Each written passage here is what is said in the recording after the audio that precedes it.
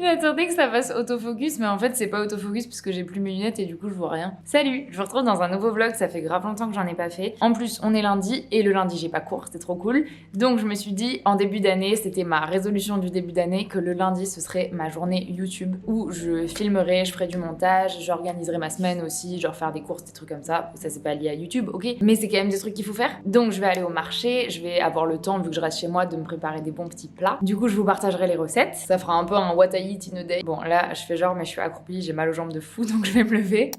Je me suis réveillée un peu tard ce matin, juste avant 10h.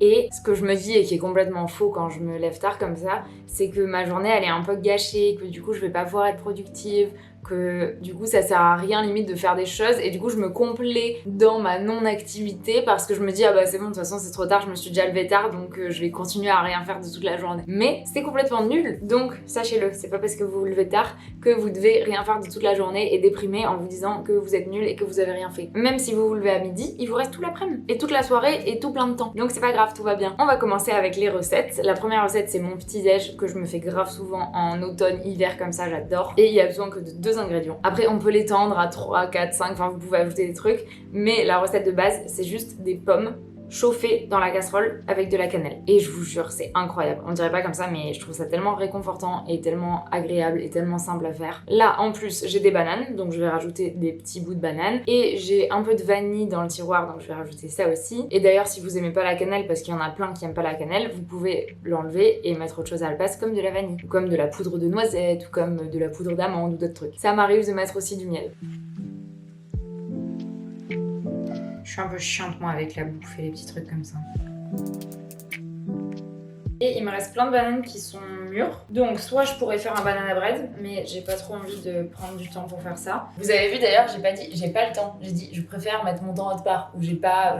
Je sais plus comment j'ai dit en fait. Les mots qu'on utilise, c'est très important parce que de dire j'ai pas le temps, c'est complètement faux déjà parce qu'on prend le temps pour ce qu'on a envie de prendre. C'est juste que on décide de mettre notre temps ailleurs. Et en plus de ça, ça nous met dans une position de contrôle de la situation. Et donc, si on a envie de changer ça, on a l'impression que c'est plus possible. Vu que je n'ai pas envie de prendre le temps de faire un banana bread, je vais prendre mes bananes et juste les couper et les congeler. Et comme ça, je pourrais faire des smoothies avec et elles seront déjà mûres et trop bonnes. Et en plus, je les laisse pas se perdre. Donc c'est cool. J'aurais pu le faire pendant que je coupais les autres bananes, mais je ne suis pas une pro de l'organisation. Donc... maintenant, je vais devoir attendre que ça chauffe. Je mange avec goût là, parce que comme ça, je vais pas sur mon téléphone. Et ça, c'est un truc que j'ai vraiment du mal à faire. Et pourtant, je sais à quel point c'est important de manger sans téléphone et d'être présent au moment où tu manges. Parce que comme ça, tu mets plus longtemps à manger, tu mâches mieux. Ton cerveau, il a le temps de réaliser que t'es en train de manger. Donc je sais que c'est beaucoup mieux pour plein de trucs, mais quand t'es tout seul à manger, ben, c'est un peu le premier truc que tu vas faire. Donc, quand je mange avec d'autres personnes, j'ai vraiment pas du tout ce problème. Je pose vraiment mon téléphone. Je prends 1 ou 2 photos avant de manger quand même. Pour la story Insta, c'est important, la meuf est superficielle. Mais après, une fois que j'ai pris mes 2 photos, je touche plus mon tel. Mais quand je suis toute seule, ce qui arrive quand même souvent, j'avoue que j'ai vraiment du mal à pas regarder une vidéo en même temps ou pas toucher mon téléphone en même temps. C'est un objectif.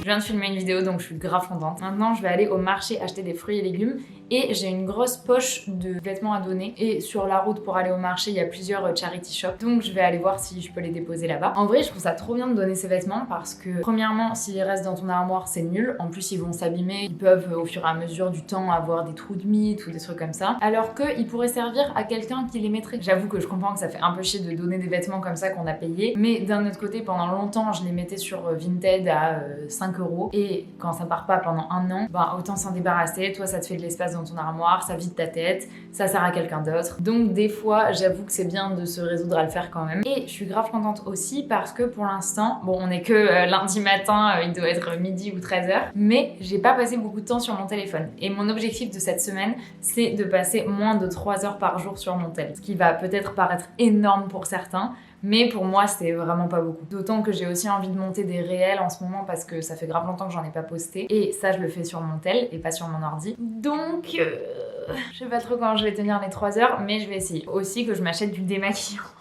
parce que vraiment c'était n'importe quoi là les derniers jours. J'étais un peu en burn-out, je sais pas pourquoi. J'allais même pas avoir mes règles ou quoi, mais un rien pouvait me faire péter un câble. Mais je pense qu'on a tous déjà vécu ça. Et il y a 2 jours, j'ai commencé à pleurer quand j'ai réalisé que j'avais pas de démaquillant. Mais c'était pas pleurer en mode je suis vraiment triste, c'était pleurer en mode putain ça me saoule, de toute façon il y a tout qui me saoule, tout. Donc pour ne pas revivre cette situation, je vais aller acheter du démaquillant, c'est quand même plus sage. Vraiment des fois je me dis que j'ai un pet au casque. Allons faire tout ça ensemble. Vous avez vu mon tableau? Il est stylé en vrai. Hein. Bon il est pas du tout fini, mais c'est moi qui l'ai fait. Et vu que ma chambre est absolument vide, c'est le seul truc qu'il y a dedans. Il faudrait que je me mette à la décorer un peu plus. Mais mon problème c'est que je peux pas acheter sur Amazon et tout est sur Amazon en fait. Donc pour l'instant elle reste vide. Ma petite tenue que j'adore. Quasiment tout est de seconde main, sauf les collants forcément. En plus c'est trop chiant ce truc parce que 1, c'est en plastique, enfin une sorte de plastique nylon, je sais pas quoi. Et 2, ça s'effile hyper rapidement donc t'es obligé d'en racheter super souvent. Et les chaussettes non plus, elles sont pas de seconde main. Mais sinon, tout le reste a été soit volé à ma mère ou à des copines, soit acheté dans des boutiques ou sur Vinted de seconde main. Et en plus bientôt il fera beaucoup trop froid pour que je porte juste un pull et un blazer. Donc j'en profite. Et avec un magnifique sac, n'est-ce pas, pour faire les courses.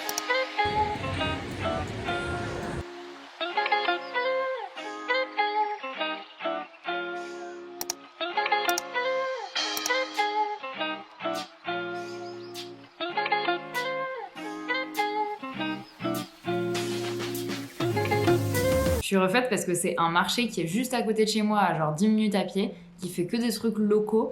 Et en fait, ils font par bol, donc chaque bol vaut 1 pound. Et ça vaut tellement le coup. Genre là, j'ai acheté tout ça, j'en ai eu pour 10 balles. J'arrive pas à me rendre compte si c'est cher ou pas, mais en général, quand je reviens en France, ça me paraît beaucoup plus cher la nourriture en France. 1 pound, ça équivaut à peu près à 1,10 €. Donc là, tout ce que j'ai acheté, c'est à peu près 12 €. En vrai, ça me paraît pas du tout cher. Et après, je suis aussi allée dans un magasin acheter ça. En fait, c'est de la feta, mais de chèvre et pas de brebis. Moi, je voulais les bûches de chèvre, mais ils avaient pas. En Angleterre, on n'a pas tout ce qu'on a en France. C'est pas grave, je vais faire ma recette avec ça. J'ai pensé à une recette quand j'étais en train de faire mes petites courses. J'ai aussi acheté du démaquillant, ce qui veut dire pas de burn-out ce soir. Et j'ai aussi acheté un cadeau pour une copine parce que c'est son anniversaire bientôt. De toute façon, elle verra pas cette vidéo et si elle la voit, elle comprendra pas parce qu'elle parle pas français. Ça, c'est un gros avantage aussi et je pense que c'est en grande partie pour ça que j'ai réussi à me lancer sur YouTube parce que c'est beaucoup plus simple de lancer sa chaîne YouTube quand tu sais que la moitié de tes potes, en tout cas les potes que tu vois le plus souvent avec qui tu vis, vont pas comprendre tes vidéos et donc vont pas forcément les regarder. Et les gens à l'université vont pas tomber par hasard sur une de mes vidéos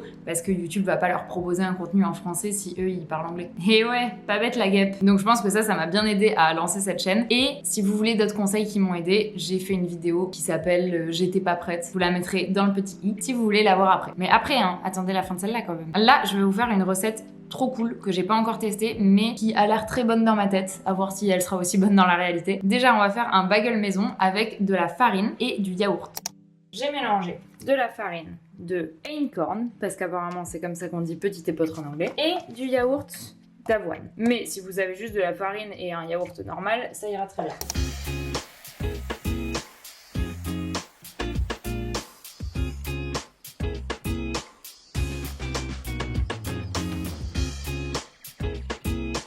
C'est pas du tout cuit. J'ai mis trop de yaourt, j'ai pas mis assez de farine. C'est pas grave, je vais le remettre sur la plaque. Comme ça. Ouais, ça donne trop envie. On a dit qu'on jugeait pas sur le physique. Maintenant que j'ai mes 2 très beaux bagels, je vais venir mettre du fromage de chèvre, qui ressemble à de la feta mais qui n'est pas de la feta, enfin qui est de la feta de chèvre, des carottes et des oignons. J'ai rajouté du paprika en fin de cuisson et de la poudre d'ail. Des petites pumpkin trucs de citrouille, de courge que j'ai fait torréfier au four. Maintenant, le dressage du deuxième, ça va être un peu plus compliqué. Ça a l'air très bon en tout cas. Je vais goûter un petit bout là. Excellent.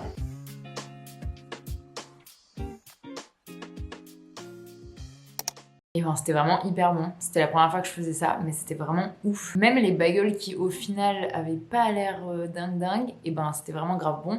Et ça faisait un peu recette automnale et très réconfortante, donc c'était grave cool. Si vous la reproduisez, taguez-moi, mettez-moi sur Instagram ou envoyez-moi une photo en privé. Maintenant, je vais faire du montage pour la vidéo que j'ai filmée ce matin. Et on se retrouvera tout à l'heure pour préparer à dîner. J'ai l'impression que dans la vidéo, on va avoir l'impression que je fais que manger.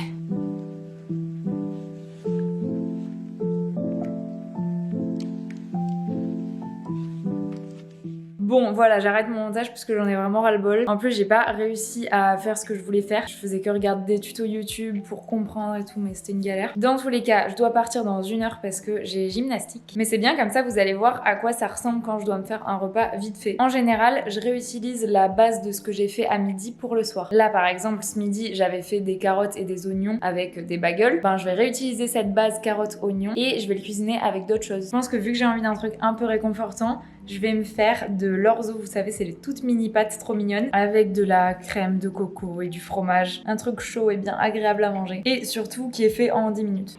Ça paraît tout bête l'astuce du couvercle, mais ça nous fait faire des économies d'énergie parce que ça fait chauffer vraiment plus vite.